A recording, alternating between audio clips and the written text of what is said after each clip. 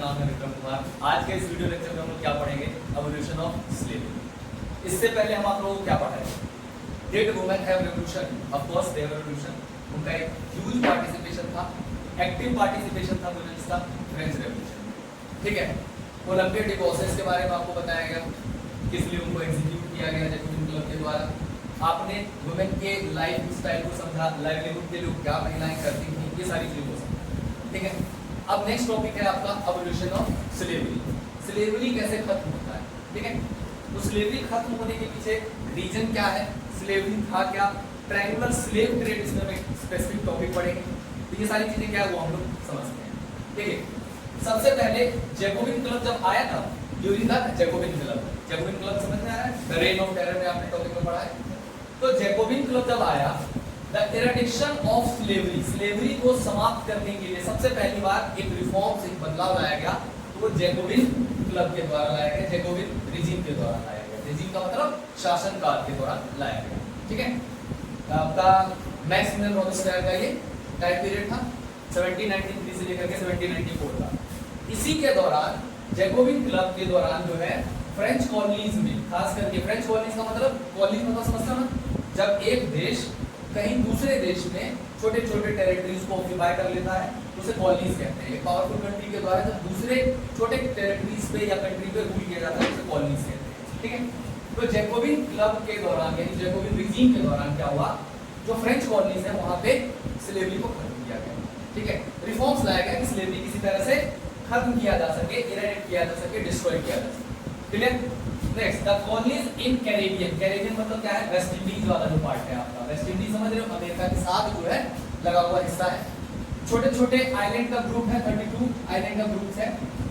यहाँ पे ना 3 आपको नाम याद रखने हैं जो कि फ्रेंच कॉलोनीज हुआ करती थी, मार्टिनिके, ग्वाडालुपे, सेंट डोमिनिक। ठीक है, ये तीनों के तीनों आपको नाम याद रखना है। ठीक है, MGS, मार्टिनिके, ग्वाडालुपे एंड सेंट डोमिनिक। ये क्या है, तो ये जो वेस्ट इंडीज जिसे कैरेबियन आइलैंड कहा जाता है, यहाँ पे 3 छोटे छोटे आइलैंड हैं जो कि फ्रांस के द्वारा कैप्चर किए गए हैं। फ्रांस ये इन तीनों पे रूल कर रहा है, तो ये फ्रेंच कॉलोनीज कहलाएंगे। ठीक है, और इन तीनों जो कैरेबियन आइलैंड है यहाँ से बहुत इंपॉर्टेंट चीजें एक्सपोर्ट की जाती थी, प्लांटेशन किया जाता था। ITSC, इंडिगो, टबैको, शुगर और कॉफी, ये चारों चीजें यहाँ पे प्लांटेशन किया जाता था और बहुत इंपॉर्टेंट ये चारों चीजें हुआ करती थी यूरोपियन कंट्रीज के लिए। ठीक है, क्योंकि एक्चुअल में देखोगे तो ज्योग्राफी से थोड़ा रिलेट करो तो ये हिस्सा जो आता है ट्रॉपिकल जोन में आता है। कहाँ आता है, ट्रॉपिकल जोन में आता है। तो ट्रॉपिकल जोन में आने के कारण यहाँ पे हीट अच्छा खासा रहता है। ठीक है, बारिश अच्छी खासी होती है और यूरोपियन कंट्रीज जो है वो कहीं ना कहीं थोड़ा सा ठंडा है, इसके कंपेरिजन में थोड़ा सा नहीं, अच्छा खासा ठंडा है। ठीक है, तो वहां पे जो है यूरोपियंस तो काम कर नहीं सकते क्योंकि वो उस वेदर के लिए है नहीं, उस वेदर के अकॉर्डिंग वो एडजस्ट कर नहीं पाएंगे। तो Europeans were related to work in a distant land, अपने से दूर इलाके में जाकर के काम कर नहीं सकते हैं। ठीक है, और अनफेमिलियर लैंड का मतलब क्या है, जिस जमीन से, जिस देश से या जिस जगह से वो परिचित नहीं, जानते ही नहीं हो तो कैसे वहां पे जाकर के काम करेंगे। ठीक है, तो Europeans were related to work in a distant unfamiliar land. अब इस चीज को कंपनसेट कैसे किया जाएगा, कोई यूरोपियन तो जाकर वहां काम करेगा नहीं इस ट्रॉपिकल जोन में जाकर। तो कैरेबियन आइलैंड में आपने देखा हो जो वेस्ट इंडियन जो होते हैं कितने थोड़ा सा कलर के हिसाब से देखे हो ना, कितने ब्लैक होते हैं, वो हीट के कारण।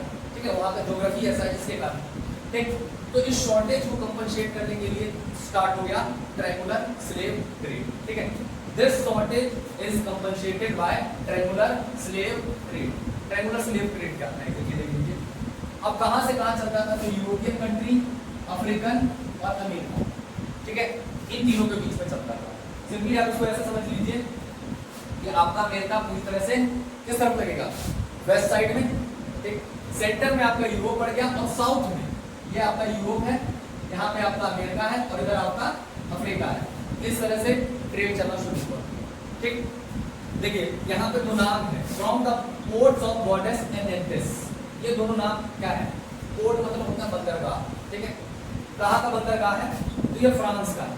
ठीक है, ये फ्रांस का दोनों बंदरगाह है। यहाँ से शिप चलती थी अफ्रीकन कोस्ट की तरफ।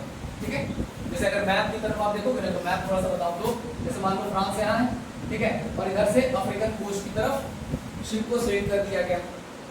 अफ्रीकन कोस्ट से जा करके ये परचेज करते थे स्लेव को, ठीक है। अफ्रीकन रीजन में जो लोग रहते हैं ना उनको नाइग्रोज कहा जाता है, ठीक है। नाइग्रोज मतलब जो वहाँ के मूल निवासी, ठीक ना, ओरिजिनल इनहेबिटेंट्स हैं, उनको क्या कहा जाता है, नाइग्रोज, ठीक है। तो उन लोगों को खरीदा जाता था, ठीक है। ह्यूमन को परचेज किया जा रहा है, मतलब समझ रहे हैं आप, मान लीजिए कितना है, आदमी खरीद लिया जा रहा है, ठीक ना।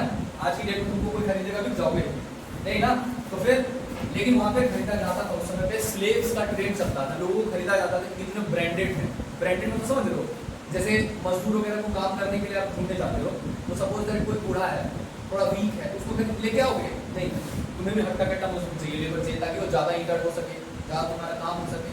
तो वहाँ पे भी स्लेव ट्रेड चलने के लिए क्या होता था, ब्रांडेड एंड शेल, शेल का मतलब एब्स निकले हो, बाइसेप्स वगैरह तगड़ा होता हो, है ना, ब्रांडेड हो। स्लेव में भी ये देखा जाता था कि आदमी कैसा होना चाहिए, तो ब्रांडेड एंड शेल, इनको खरीद लिया और खरीदने के बाद पैक कर दिया जाता टाइटली, ऐसा कोई ऑब्जेक्ट को, वस्तु टाइटली पैक का मतलब क्या है, एक शिप के अंदर कई सारे लोगों को ठूंस दिया जाता है, ठीक है। और ठूंस के कहाँ पहुंचाया जाता था, उन्हीं प्लांटेशन ओनर को सेल करने के लिए, ठीक है।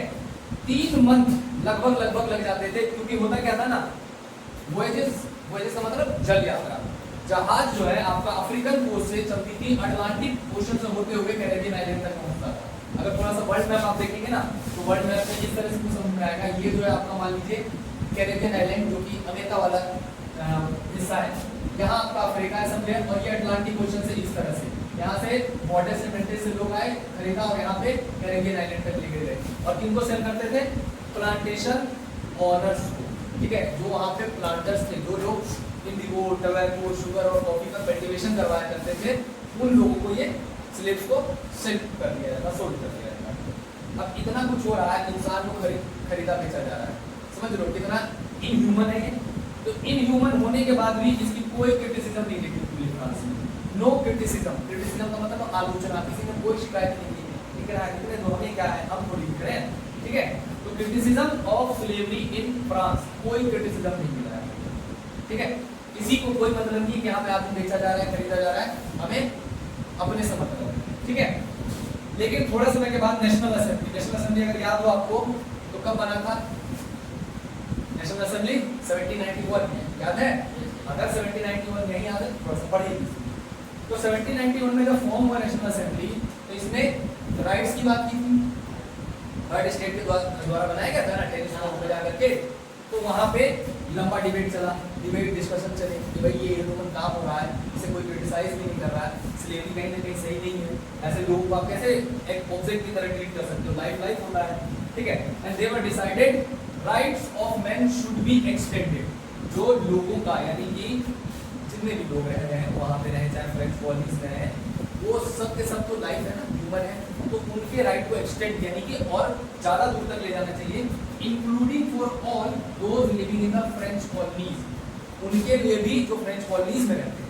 फ्रेंच कॉलोनीज का मतलब मार्टिनिक, ग्वाडेलूप, सेंट लुइस, ये तीनों की तीनों जो फ्रेंच कॉलोनीज थी ना, वहाँ पे जो लोग रहते थे, उनके लिए भी राइट्स होना चाहिए, उनके ऊपर भी ये इक्वालिटी का राइट्स मिलना चाहिए, इक्वल अपॉर्चुनिटी, इक्वल राइट्स मिलना चाहिए। ये कौन कह रहा है, नेशनल असेंबली, ठीक है। लेकिन क्या कह रहा है, कहने और करने में फर्क होता है। क्या फर्क होता है, but did not pass any law, किसी ने कोई लॉ पास नहीं किया, ठीक है। अब उसका रीजन क्या रहा होगा, देखिए रीजन ये रहा, उन्हें डर था, फियरिंग अपोजिशन ऑफ बिजनेसमैन, ठीक है। जो प्लांटेशन ओनर्स हैं वो एक्चुअली बिजनेसमैन, ठीक है, और जो बिजनेस करता है उसके पास आता है क्या, पैसा, मोटा पैसा, है ना, और बहुत सारा पैसा, इतना पैसा कि वो लोग इस नेशनल असेंबली को फंडिंग कर सकते हैं, ठीक है। कोई भी पार्टी, कोई भी इंस्टीट्यूशन चलता है तो किससे चलता है, पैसे से। तो इस नेशनल असेंबली को भी चलने के लिए, इस ऑर्गेनाइजेशन को चलने के लिए पैसा चाहिए था, और पैसा कौन पे करेगा, जैसे अभी के अगर समय में चलोगे तो बड़ी बड़ी पार्टियां होती है ना, बड़ी बड़ी पार्टियां जो होती हैं उनको फंडिंग्स आता है। अभी आपने अगर रिसेंटली करंट में सुना होगा तो इलेक्टोरल बॉन्ड का न्यूज़ सुना होगा, ठीक है। बीजेपी है, कांग्रेस है, बहुत सारी पार्टी है, ये तो मेजर पार्टी है, तो इनके नाम के लिए बोला गया कि किसको कितना फंडिंग्स मिला। तो फंडिंग्स कौन कर रहे हैं, अलग अलग लोग, ठीक ना, कोई गेमिंग प्लेटफॉर्म वाला बिजनेसमैन है वो कर रहा है फंडिंग, ठीक ना, अलग अलग नाम लिए जाते हैं। तो ऐसे ही यहाँ पे बिजनेसमैन इन ऑर्गेनाइजेशंस को फंडिंग करते हैं, और इन बिजनेसमैन का जो प्रॉफिट कैसे आता था, प्लांटेशन वर्कर के कारण, ठीक है, और वर्कर जो स्लेव्स थे, तो स्लेवरी बंद हो जाएगी, तो समझ रहे हो ना, क्योंकि फंडिंग बंद हो जाएगी। तो यही फियर था इनके बीच में, डर, इसीलिए इन्होंने कोई लॉ पास ही नहीं किया। तो ये अपना पैसा तो आ रहा है, हमें क्या मतलब है ना। अब देखिए फाइनल कन्वेंशन, कन्वेंशन अगर याद हो तो आपको, जो जैकोबिन क्लब के द्वारा नेशनल असेंबली बदल के, तो नेशनल असेंबली के लिए बाद एक रेवोल्यूशन हुआ, चेंज हुआ, वो कन्वेंशन बना 1994 में, और इसने फॉर्मुलेट किया लॉज। क्या फॉर्मुलेट किया लॉज? क्या? Free all slave in French colonies, जितने भी स्लेव्स हैं फ्रेंच कॉलोनी उनको फ्री कर दीजिए, ठीक है, स्लेवरी को पूरी तरह से खत्म कीजिए। इन्होंने पास किया, कन्वेंशन ने पास किया 1794 में, लेकिन कुछ समय के लिए, ठीक है, लॉ आया, इम्प्लीमेंट भी हुआ, लेकिन लंबे समय तक नहीं चला, लगभग 10 साल तक। ये बहुत शॉर्ट टर्म के लिए रहा ये उपाय, और 10 साल के बाद वापस 1804 में आपने नेपोलियन ने असेंड किया थ्रोन, और उसने रीइंट्रोड्यूस कर दिया स्लेवरी, ठीक है, रीइंट्रोड्यूस कर दिया, यानी कि दोबारा से स्लेवरी स्टार्ट हो गई, एज इट इज जैसे चल रहा था वैसे चलना शुरू हो गया।